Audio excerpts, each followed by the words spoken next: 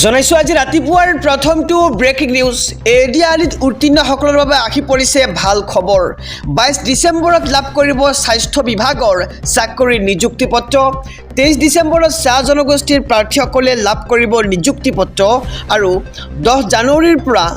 জানুৱাৰীৰ পূৰ্বে এডিআৰি চতুৰ্থ বৰ্গৰ উত্তীৰ্ণ প্ৰাৰ্থীয়ে পাব নিযুক্তি পত্ৰ লগতে 15 তাৰিখৰ আশে-পাশে তৃতীয় বৰ্গৰ উত্তীৰ্ণ প্ৰাৰ্থীয়ে লাভ কৰিব নিযুক্তি পত্ৰ ভবিষ্যতৰ খবৰ জনাইছো 10 জানুৱাৰীৰ পূৰ্বে এডিআৰি চতুৰ্থ বৰ্গৰ উত্তীৰ্ণ প্ৰাৰ্থীয়ে পাব নিযুক্তি পত্ৰ আৰু 15 তাৰিখৰ আশে-পাশে তৃতীয় বৰ্গৰ উত্তীৰ্ণ প্ৰাৰ্থীয়ে লাভ কৰিব নিযুক্তি পত্ৰ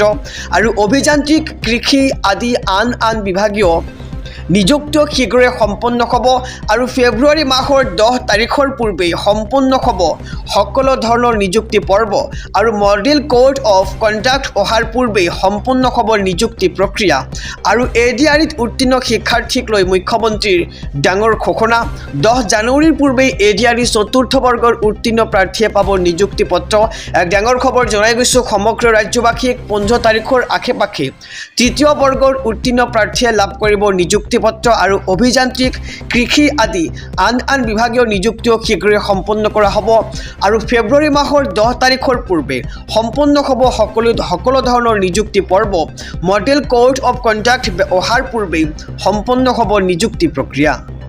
জনাইছো ৰাতিপুৱাৰ আৰু এটি ব্ৰেকিং নিউজ 15 ফেব্ৰুৱাৰীৰ পূৰ্বে 32 লাখ মহিলাই পাব মুখ্যমন্ত্ৰী উদ্যমিতা আঁচনিৰ ধন এক ভাল খবৰ ৰাজ্যৰ লাখ মহিলাৰ বাবে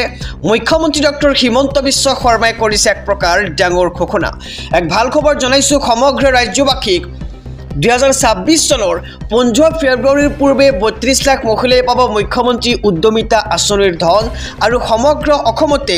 12 লাখতকৈও অধিক মহিলাই লাভ কৰিছে এই ধন আৰু বৰপেটাত 20,000তকৈও অধিক মহিলাই লাভ কৰিলে উদ্যমিতা আঁচনিৰ ধন আৰু 32 লাখ মহিলাৰ বাবে আহি পৰিছে ভাল খবৰ এক ডাঙৰ খবৰ জনাইছো সমগ্ৰ ৰাজ্যবাসীক মুখ্যমন্ত্ৰী ডক্টৰ হিমন্ত বিশ্ব শৰ্মাৰ ডাঙৰ ঘোষণা 15 ফেব্ৰুৱাৰীৰ পূৰ্বে 32 লাখ মহিলাই পাব মুখ্যমন্ত্ৰী উদ্যমিতা আঁচনিৰ ধন আৰু সমগ্ৰ অসমতে 12 লাখতকৈও অধিক মহিলাই লাভ কৰিছে এই ধন আৰু বৰপেটাত 20 লাখতকৈও অধিক মহিলাই লাভ কৰিলে উদ্যমিতা আঁচনিৰ ধন আৰু 32 লাখ মহিলাৰ বাবে আহি আছে এক ভাল খবৰ জনাইছো ৰাতিপুৱাৰ আৰু এটি ব্ৰেকিং নিউজ ভয়ংকৰ তথ্য জুবিনৰ একাউণ্টত কেৱল 10 লাখ টকা কিন্তু জুবিন গাৰ্গৰ কোটি টকাৰ সম্পত্তি কোনে লুটিপুটি খালে এক ডাঙৰ খবৰ জনাইছো লুটিছিল কোনে জুবিন গাৰ্গৰ সকলো সম্পত্তি জুবিনৰ মৃত্যুৰ চাৰ্জশ্বিটত আন এক বিস্ফোৰক তথ্য পোহৰলৈ আহিছে 2 অক্টোবৰৰ পূৰ্বে জুবিনক হত্যা কৰাৰ পৰিকল্পনা আছিল মেনেজাৰ সিদ্ধাৰ্থ শৰ্মাৰ আৰু টকাৰ হিচাপ বিচৰাই কাল হৈছিল আমাৰ হিয়াৰ আমঠু জুবিন গাৰ্গৰ বাবে এছআইটিৰ অভিযোগনামাত ভয়ংকৰ তথ্য পোহৰলৈ আহিছে সাংস্কৃতিক অনুষ্ঠানত অৰ্জা ধনৰ হিচাপ বিচাৰিছিল জুবিনে আৰু জুবিনৰ বেংক একাউণ্টত মাত্ৰ 10 লাখ টকাৰ তথ্য উল্লেখ কৰিছে চাৰ্জশ্বিটত আৰু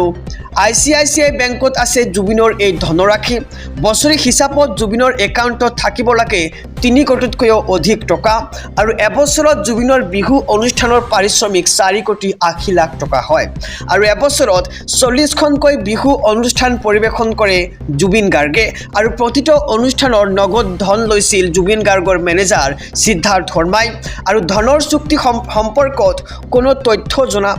জানিব দিয়া নাছিল জুবিনক আৰু প্ৰতিটো অনুষ্ঠানতে 5ৰ পৰা 6 লাখ টকা লুটিছিল সিদ্ধাৰ্থই কেনেকুৱা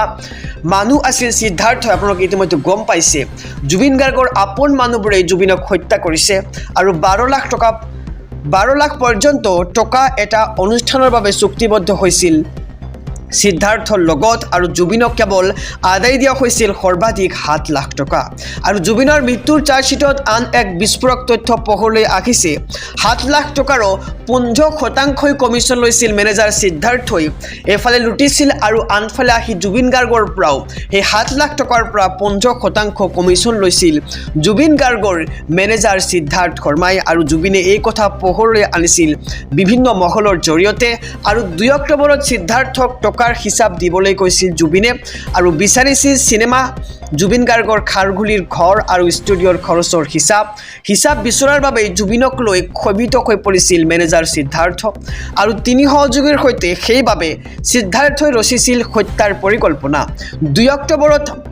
মানাসত অন্তিমটো প্ৰগ্ৰেম চুক্তিবদ্ধ হৈছিল আৰু পূৰ্বে হত্যাৰ স্থান হিচাপে ছিংগাপুৰ নিৰ্ধাৰণ কৰিছিল মেনেজাৰ সিদ্ধাৰ্থই আৰু ছিংগাপুৰত অত্যাধিক মদ্যপান কৰা হৈছিল আমাৰ হিয়াৰ আমঠু জুবিন গাৰ্গক হোটেলত অত্যাধিক মদ্যপান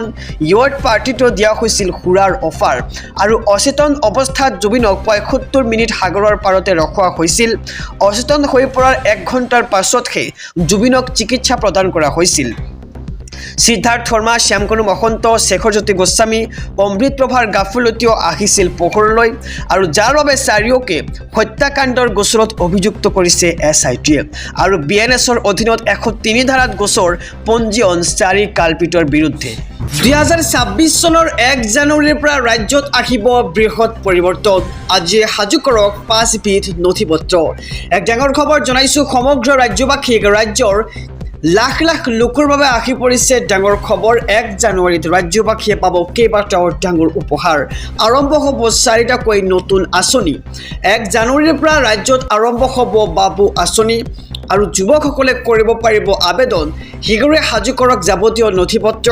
1 জানুৱাৰীৰ পৰা মাত্ৰ 100 টকাতে আপুনি লাভ কৰিব ডাইল চেনি আৰু নিমখ যি আপুনি বৰ্তমানে লাভ কৰি আছে 117 টকাত আৰু আপোনাৰ 70 টকা দিব নালাগে 100 টকাতে লাভ কৰিব ডাইল চেনি আৰু নিমখ আৰু ৰেচন কাৰ্ডৰ হিতাধিকাৰীয়ে পাব এই সুবিধা 1 জানুৱাৰীত অৰুণোদয় হিতাধিকাৰীৰ বাবে মুখ্যমন্ত্ৰীয়ে কৰিব ডাঙৰ ঘোষণা বৃদ্ধি পাব পাৰে অৰুণোদয় আঁচনিৰ ধন বৰ্তমান 1250 টকা কিন্তু মুখ্যমন্ত্ৰী ঘোষণা কৰাৰ পিছত 3000 টকা পৰ্যন্ত পাব পাৰে